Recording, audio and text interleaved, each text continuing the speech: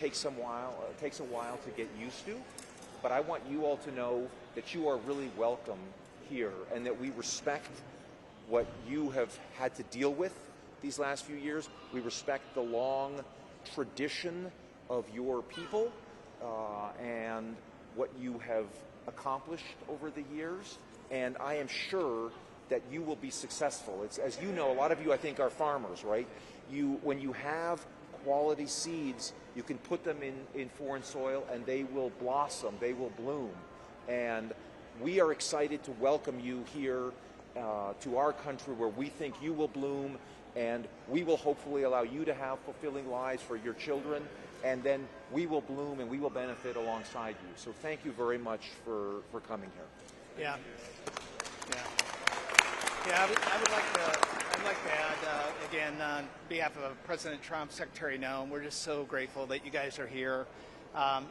Everybody within DHS, we've been so excited to be able to get you guys here to process, to vet, everything, so you guys get a really warm start. After all I was tracking your flight, 12 hours that you were last night. I'm like, oh my God. So thank you for just the patience of being able to get here. Very similar to Chris, as our Secretary Landau, is that my wife came from Iran. Same thing, persecution from Christianity, and she's come here. She now speaks 5 languages. She's a school teacher. She's a great American story, and we're so grateful. I think Chris and I both just wanted to come and make sure that we greet you guys, we meet you, give our contact information to you, and if there's anything that we could do, we just want to welcome you personally. We look forward to, after this, to be able to spend a little bit of time with you and get to talk to you guys. So thank you guys.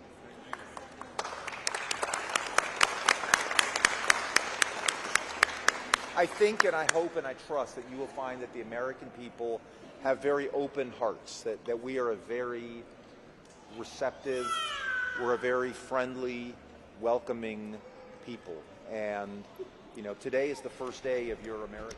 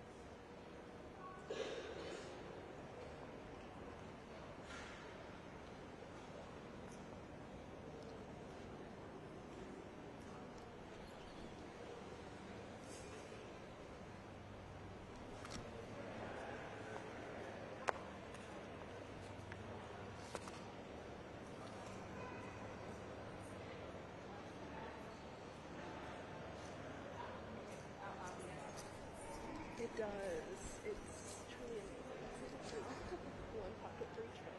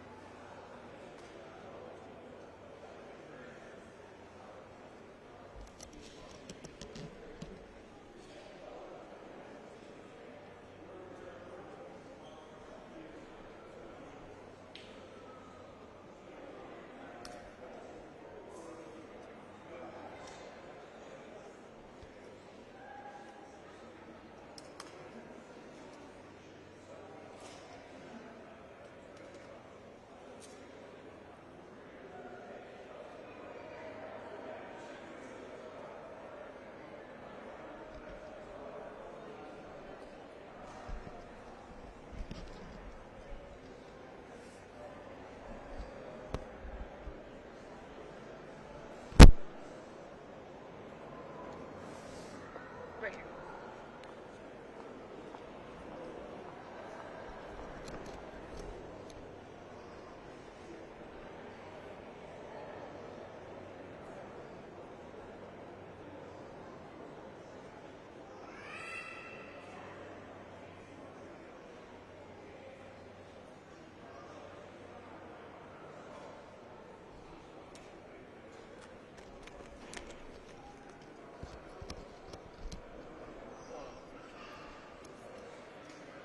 Should be good.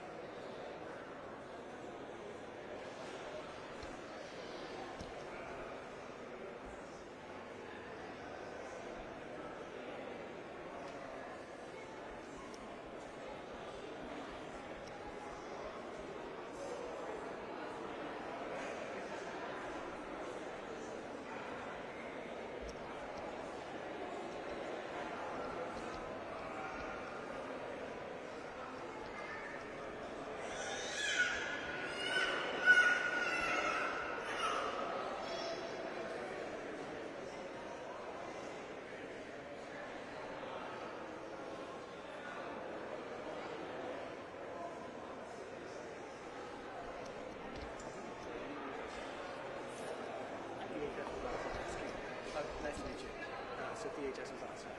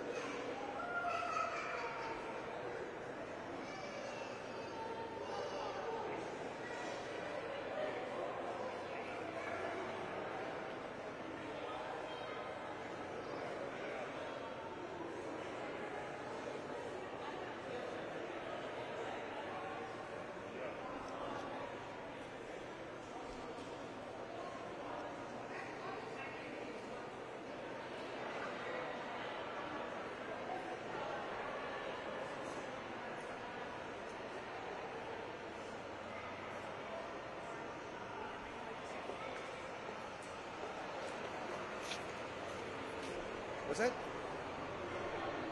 Where are we going? Oh. Right here on the stone marker. Okay. Just tell me when we're ready. Yep. So first, Deputy Secretary Landau's going to give a few remarks. Ready to go? Thank you very much, and thanks, ladies and gentlemen, for coming out here this afternoon. The Deputy Secretary of Homeland Security and I just met with this first flight of South African refugees to arrive in our country pursuant to the President's executive order about certain egregious actions in South Africa. The President made it clear that Afrikaners in South Africa who were the victims of unjust racial discrimination would be welcome to come to the United States, and he's now delivering on that promise.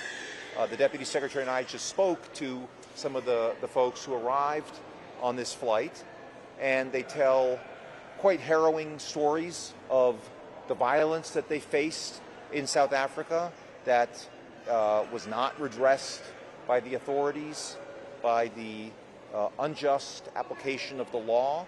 The United States, as we were proud to say, stands for equal justice under law, and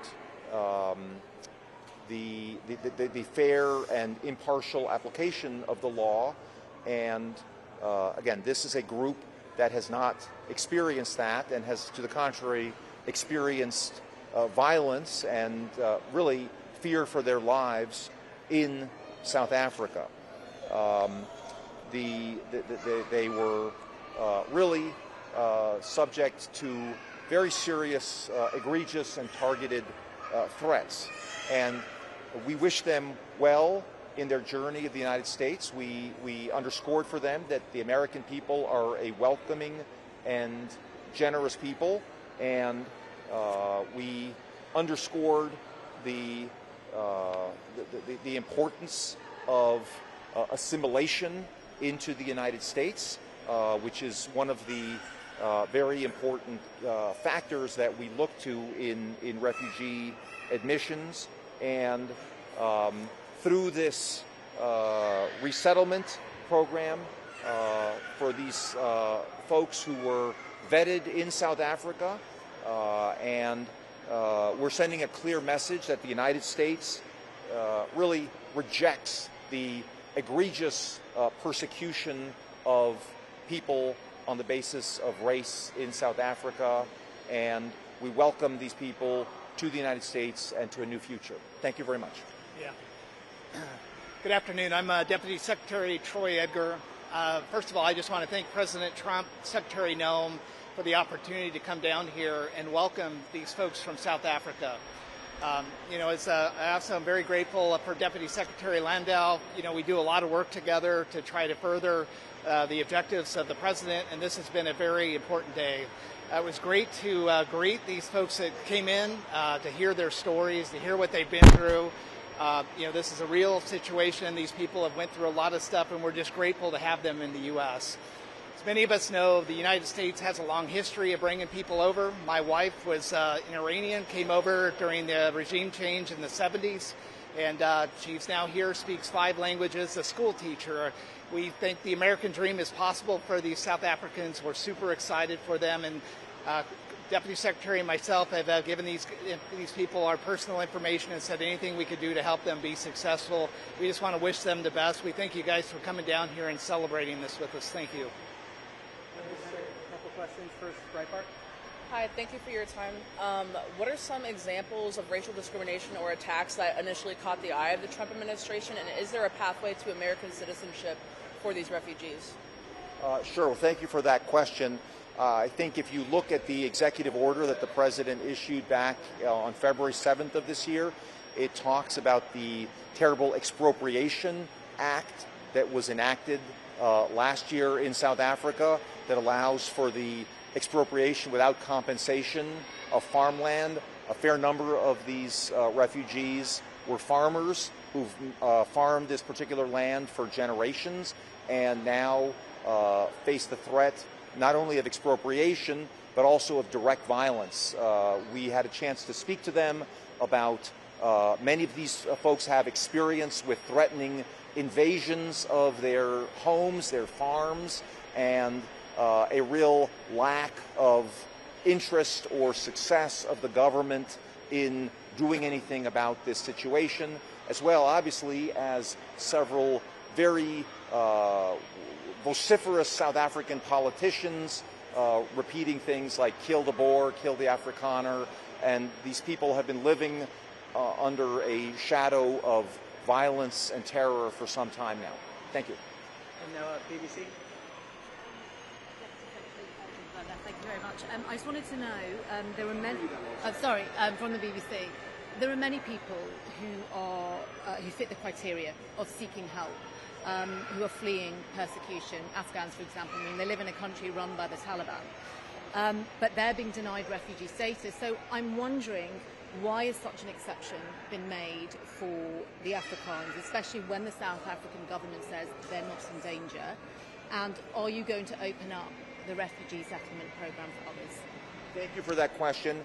I think you may recall that on the President's first day in office, on January 20th of this year, he issued an executive order that paused U.S. refugee programs that had been going at record levels under the prior administration and had brought in people that we were not sure had been carefully vetted for national security issues, and put a pause on the refugee admission program in general. That pause, of course, was subject from the very beginning to exceptions where it was determined that this would be in the interest of the United States. Some of the criteria are making sure that refugees did not pose any challenge to our national security and that they could be assimilated easily into our country. So the President on February 7th issued an executive order about the egregious conditions in South Africa, and all of these folks who have just come in today have been carefully vetted pursuant to our refugee standards, and whether or not the broader refugee programs for other people around the world will be lifted is still an ongoing consideration. But again, the President has recognized the dire situation of this particular group of people, and again, they went through the process.